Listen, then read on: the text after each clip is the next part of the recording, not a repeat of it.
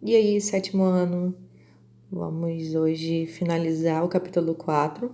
Ele vai tratar mais sobre a parte da demarcação de terras indígenas, tá? Então, terra de índio ou terra de branco. Coloquei esse gráfico que está no livro de vocês sobre a distribuição de terras indígenas que são regularizadas por região administrativa, tá? Ou seja, nas regiões Norte, Sul, Nordeste, Sudeste e Centro-Oeste. A maior parte, como vocês podem observar, das terras indígenas se concentram na região Norte, tá? Mais 50% das terras. São alvo de cobiça de garimpeiros, madeireiros, poceiros e latifundiários. Eu vou falar mais à frente sobre a garantia desse direito à terra, né?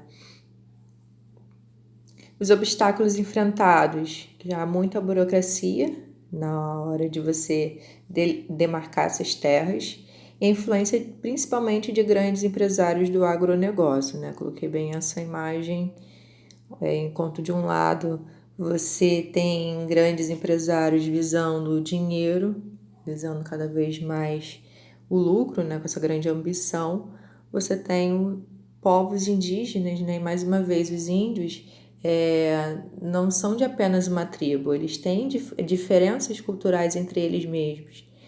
Então você acaba restringindo cada vez mais uma terra que a princípio era deles, né? Uma terra que quando os portugueses chegaram aqui eles já estavam, como a gente falou na aula passada.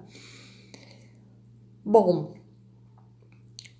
a demarcação de terras indígenas ela vai se referir à garantia dos direitos desses povos indígenas à terra, de suma importância para a preservação da identidade e também para evitar certos conflitos. E você demarcando, você acaba estabelecendo os limites de suas terras a fim de garantir essa identidade, né? Essa demarcação, ela foi prevista por uma lei em 1988, na Constituição Federal em 1988, e também pelo Estatuto do Índio, tá? Tem uma legislação específica. A demarcação de terras, ela é competência da FUNAI, eu vou mostrar mais à frente. Mas a grande pergunta, por que é importante a gente demarcar essas terras indígenas, né?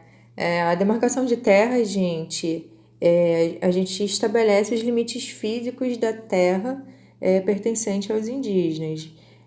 A fim de quê? Contribuir para uma política de ordenamento fundiário, vou corrigir aqui depois, tá? Contribui para uma política de ordenamento, tá? Corta esse aqui, não sei se eu vou conseguir com esse... Corta isso aqui, tá? Tira isso daí. É o ordenamento fundiário. E ele acaba assegurando a preservação da identidade, como eu já falei, uma conservação ambiental e a proteção desses povos indígenas isolados.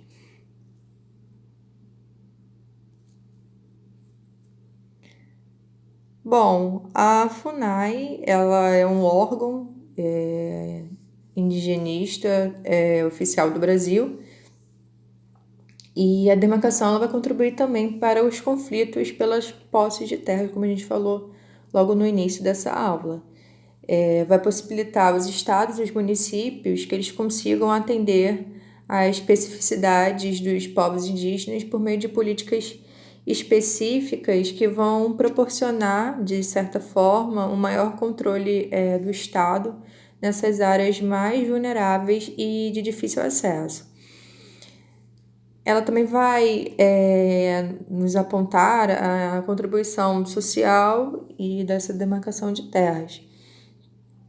Coloquei aqui, né, que ela foi instituída em 1967, FUNAI também conhecida como Fundação Nacional do Índio, e as principais missões, né, que seria promover a educação básica aos índios, demarcar essas terras, como eu já falei, assegurar e proteger as terras por eles tradicionalmente ocupadas, como a gente viu na aula passada, e estimular o desenvolvimento de estudos e levantamentos sobre os grupos indígenas, né, que ainda são muito precários.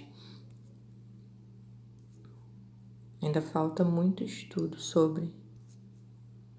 Bom, gente, hoje a aula foi bem curtinha, só realmente para a gente encerrar o assunto da aula passada.